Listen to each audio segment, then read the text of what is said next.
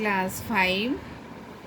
पिछला वीडियो में हम लोग पढ़ रहे थे क्रिया और काल, और मैंने आप लोगों को क्रिया के विषय में बताया था कि क्रिया किसे कहते हैं और क्रिया के कितने भेद हैं।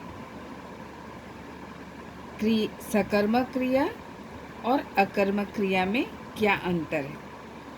सकर्मक क्रिया में क्रिया का फल कर्ता पर ना पड़कर कर्म पर पड़ता है, अर्थात जो क्रिया कर्म के साथ होती है उसे सकर्मक क्रिया कहते हैं। लेकिन अकर्मक क्रिया में क्रिया का फल सीधा कर्ता पर पड़ता है, अर्थात जिस क्रिया में कर्म नहीं होती है उसे अकर्मक क्रिया कहते हैं।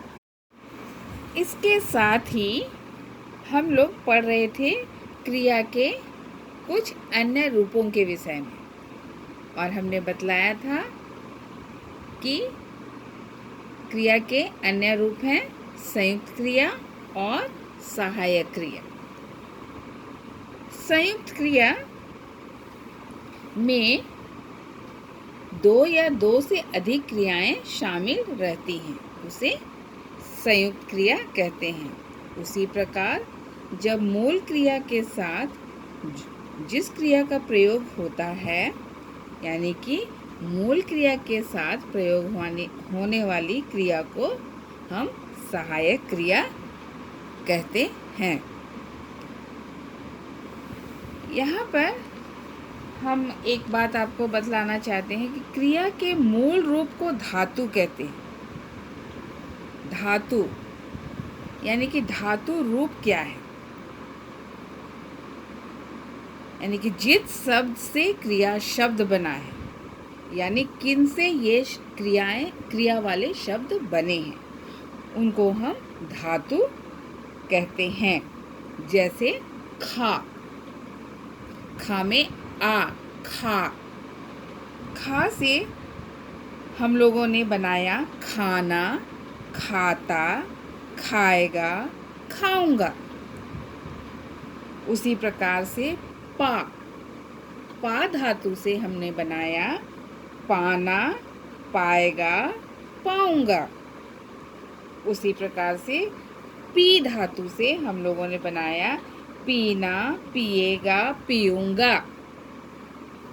तो इस तरह से हम देखते हैं कि धातु रूप में प्रत्यय लगाकर क्रिया शब्द बनाए जाते हैं। प्रत्यय शब्द यानी कि किसी भी शब्द के अंत में कुछ शब्दों के अंश या शब्द जोड़कर एक नया शब्द बनता है, उसे हम प्रत्यय कहते हैं। जैसे खा में आना प्रत्यय हम लगाए तो बना खाना। उसी प्रकार खाता में खा जोड़ आता प्रत्यय लगाए तो बना खाता, है ना। तो धातु रूप में प्रत्यय लगाकर क्रिया शब्द बनाए जा सकते हैं। आज हम लोग आगे देखेंगे काल के विषय में। क्रिया समझ में आ गया। क्रिया यानी काम करना या काम होने का पता चलता है, उसे हम क्रिया कहते हैं। और क्रिया और काल के बीच गहरा संबंध होता है ना। काल का अर्थ होता है समय, और क्रिया और समय यानी कि काल के बीच गहरा संबंध होता है।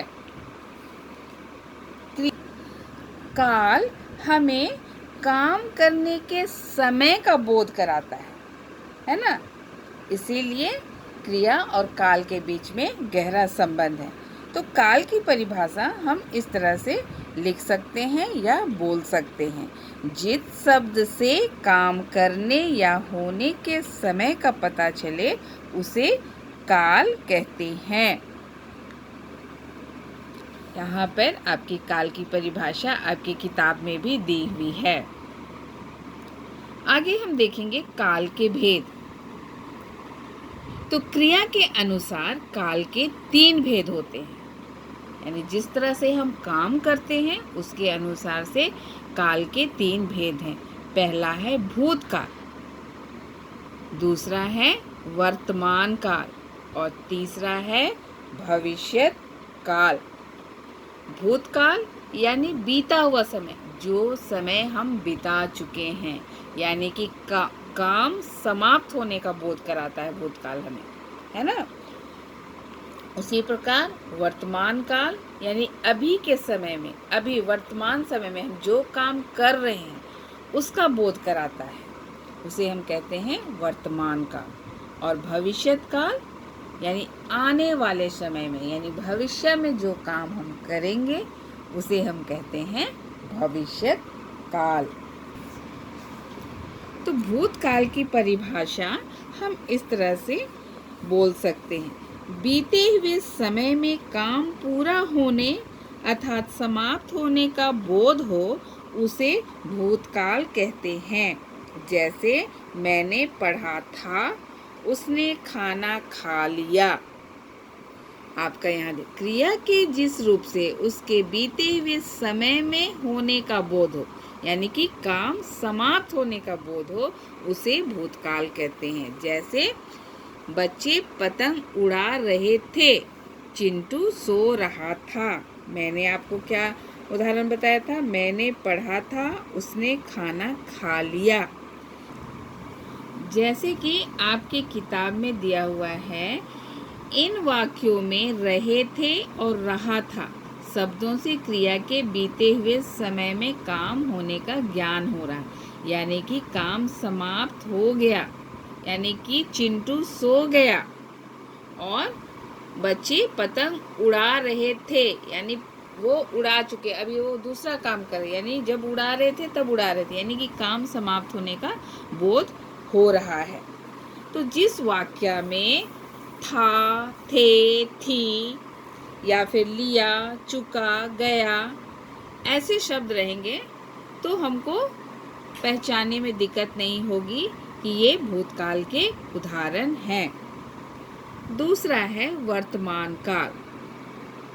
क्रिया के जिस रूप से चल रहे समय में किसी काम के होने का बोध हो उसे वर्तमान काल कहते हैं।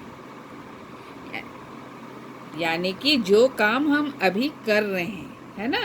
अभी जैसे हम लोग अभी पढ़ रहे हैं तो कौन सा काम कर रहे हैं? पढ़ने का काम कर रहे हैं।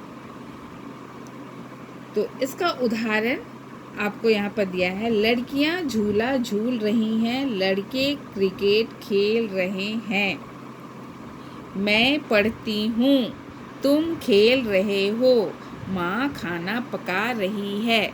इस तरह से हम जिस वाक्य के अंत में है, हूँ, हो आदि हो, इससे हमको पता चलता है कि वो काम अभी के समय में यानी कि वर्तमान समय में हो रहा है।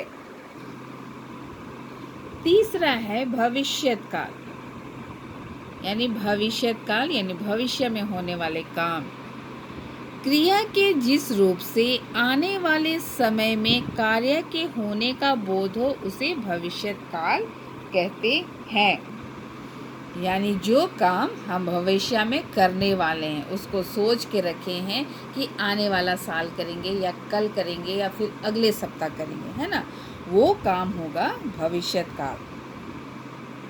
तो यहाँ पर उसका उदाहरण दिया है, माताजी मंदिर जाएंगी। यहाँ कब जाएंगी? यहाँ समय का कोई पता नहीं चल रहा है कि कल जाएगी, परसों जाएगी या अगले सप्ताह जाएगी या फिर अगले महीना जाएगी या कब जाएगी, ये समय का बोध नहीं हो रहा है। मैं तुम्हें हिंदी सिखाऊंगी। सिखाऊंगी कब सिखाएगी, इसका भी बोध नहीं हो रहा है। जब उसको फुर्सत होगा तब वो हिंदी सिखाएगी। तो इस तरह से इन उदाहरणों से हमको पता चला कि आने वाले समय में ये काम होंगे।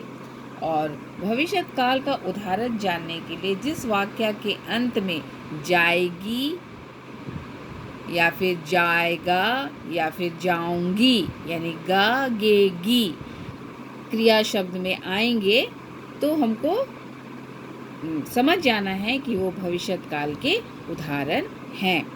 तो इस तरह से क्रिया और काल के विषय में हम लोगों ने पढ़ा कि क्रिया काम करने या होने का बोध कराता है और काल हमें उसी क्रिया के होने के समय का बोध कराता है। और क्रिया के अनुसार जैसा जैसा हम काम करेंगे उसके अनुसार क्रिया को 3 भागों में बांटा गया है। यानी कि एक काम पूरा होने का बोध कराता है, उसे हम कहेंगे भूतकाल, और जो काम हम अभी कर रहे हैं उसे कहेंगे वर्तमान काल, और जो हम भविष्य में करने वाले हैं, जिसको हम सोच के रखे हैं कि हम करेंगे, वो भविष्यत काल में आता है। तो इस पाठ को समझने के लिए आप इस पाठ को फिर से पढ़ेंगे अपने किताब में। लेसन 10 है ना, क्रिया और काल। इसको अच्छी तरह से आप पढ़ेंगे। अगले वीडियो में हम अभ्यास के प्रश्नों को करेंगे।